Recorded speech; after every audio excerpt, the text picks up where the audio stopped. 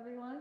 My name is Charis Qi, and this summer I have had the privilege of working in the Fay Lab with my mentor, Honghe Sun, on the construction of a graph-based watermelon pan-genome and the investigation of genetic variation in cultivated watermelon and its wild relatives. So the watermelon that everyone knows and loves, also known as the Citrus linatus vulgaris, has been cultivated for over 4,000 years. And in this domestication has created the desired traits that everyone knows, such as the red flesh color, the sweet taste, and the thin rind. And in fact, there's a 17th century painting of a watermelon right here, that shows the watermelon that we don't usually see often. The red is not completely red, the rind is not as thin. And this painting may represent the watermelon in the middle of the domestication process.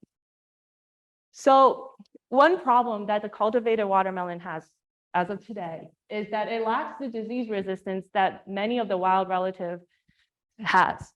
And so currently the breeders have been using like modern breeding, but with the cultivated watermelon and the wild watermelon to attain such disease resistance.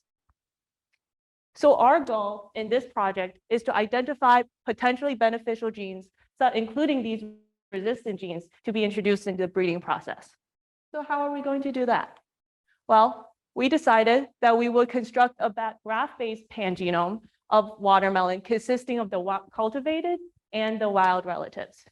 And briefly, the pan-genome consists of the entire set of genetic elements within a species. And as you can see from this graph over here, a pan-genome graph would consist of a core genome and the dispensable genome, where the core genome would have the genetic elements shared among all individuals, and the dispensable only a subset of individuals. So in order to construct the pan-genome, we decided to use 10 high-quality genomes that were assembled from PacBio long reads. And as you can see from this phylogenetic tree, we have the 10 accessions that we've chosen from the red arrows here. And so 8 of them are from the cultivated watermelon. 1 of them is from the cordophanous watermelon, which is also the direct progenitor or ancestor of the cultivated watermelon, and a Mucus spermus watermelon, which is a wild relative. And you can see here the accession names of the watermelons, the assembly size measured in base pairs, the N50, also known as the length of the contig, and the percentage of base pairs anchored to the chromosomes. So in order to construct a chromosome, we decided to align the 9 genome assemblies to what's called a reference genome. In our situation, we use the 97103 reference genome, and we use the Minimap2 and the MumMer tools to do this. And from the Minimap tool, we use PATH tools, and from the MumMer, we use Assemblytics to identify these structural variants. And to clarify, we use 2 different methods, so we can identify all the possible structural variants, and we would not be have to miss any potential variants. And then we decided to merge the variants from both of these methods to maximize the variant detection. And then we're ready to construct this pan-genome graph using the VG toolkit. So here are our results summarized in the pan-genome. There was about a total of 33,000 structural variants identified amongst these 10 genomes.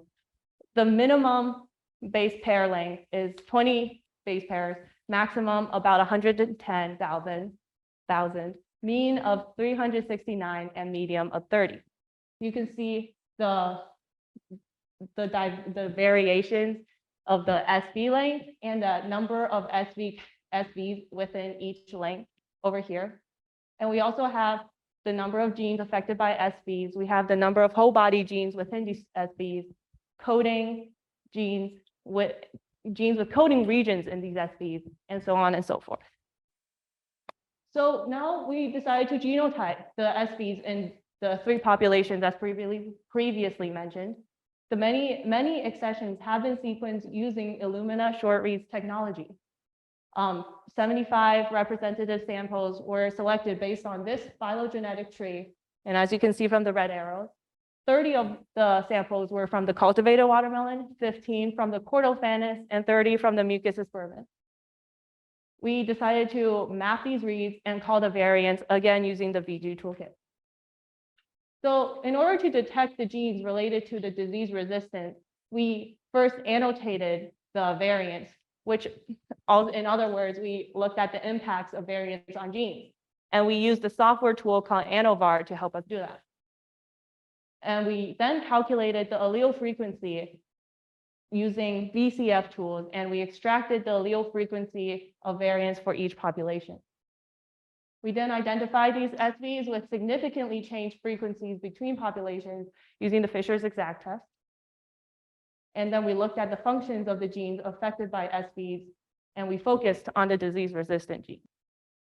So we plotted the structural variants, allele frequencies of the structural variants compared to different populations. So each of these dots here is a structural variant, and then you can see in the red, they're the enriched or the overrepresented genes and structural variants in the plots. So we then looked a little bit closer, and we looked at the alleles related to disease resistance enriched in specifically the mucus aspersus. When we put the mucus aspersus in comparison to the chordophanes, we found that there was 1,228 genes that were overrepresented. Compared to the cultivated, there was 1,310, and by itself, there's 1,570.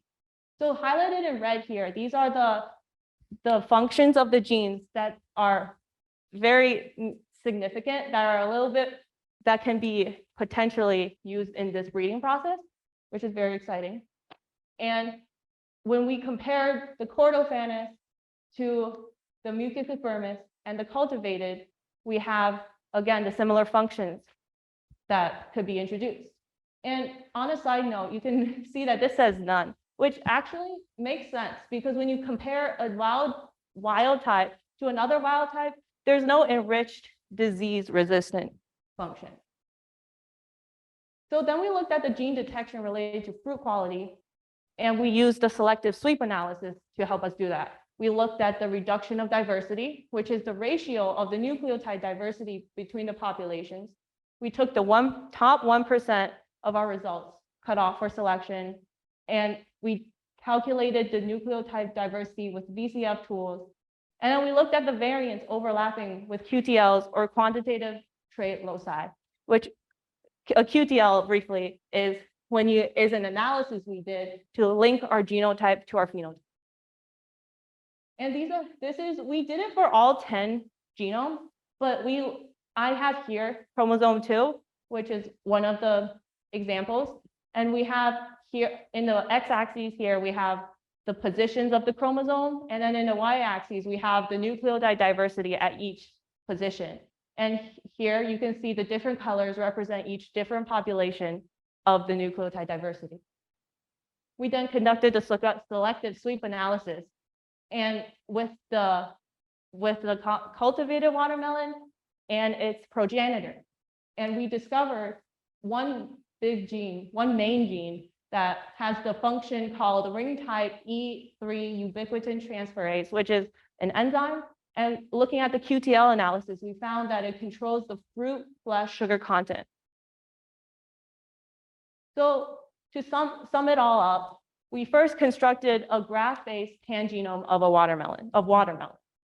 And then we identified the variants in the watermelon accessions from the 3 populations, including the wild species, the direct progenitor, and the cultivated watermelon. We looked at the variants potentially related to fruit quality and disease resistance. And when we're looking forward, we're thinking of doing the validation of the SV's effect on the gene expression to carry out a functional validation of candidate genes that we identified in our results, and then to confirm the allele frequency changes in broader population. I'd like to thank everyone in the Fay Lab, and especially Honghua Sun and Shan Wu for guiding me and helping me throughout this process. And I'd also like to thank my PI, Dr. Zhangjun Fei, for giving me this opportunity. And I would also like to acknowledge all of the funding that have made this internship possible.